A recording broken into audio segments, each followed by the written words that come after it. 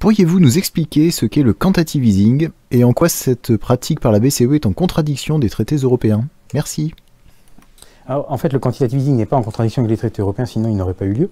Ce qui, sans doute, motive la question, c'est que dans les traités européens, il y a l'interdiction aux banques centrales de la zone euro de prêter directement aux États et par conséquent d'acheter directement aux États leurs titres de dette, leurs titres obligataires. Mais c'est très facile à contourner. Et ça l'est depuis le début, c'est pas depuis que le quantitative easing est apparu. En fait, cette garantie est un petit peu illusoire, parce que si vous ne pouvez pas le faire ainsi, ben, qu'est-ce que vous allez faire? Vous allez l'acheter sur le marché secondaire à quelqu'un d'autre. Mais ça revient tout à fait au même, parce que les dettes des États donc, qui sont distribuées par les banques commerciales, qui en font grossistes, sont très substituables les unes aux autres. J'entends par là, si le Trésor français émet un titre de 10 ans à 6,6%, au moment où il l'émet,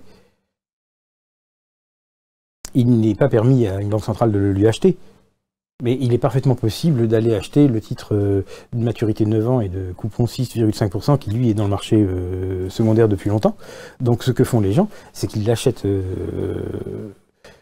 c'est qu'ils achètent le titre, non pas le nouveau titre, mais un titre similaire.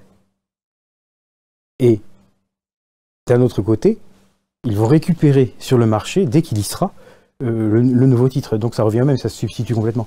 Le quantitative easing,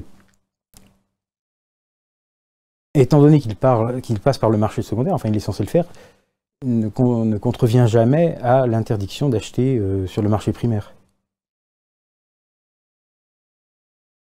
En fait, l'interdiction de financer les États était un peu factice, quoi, si vous voulez.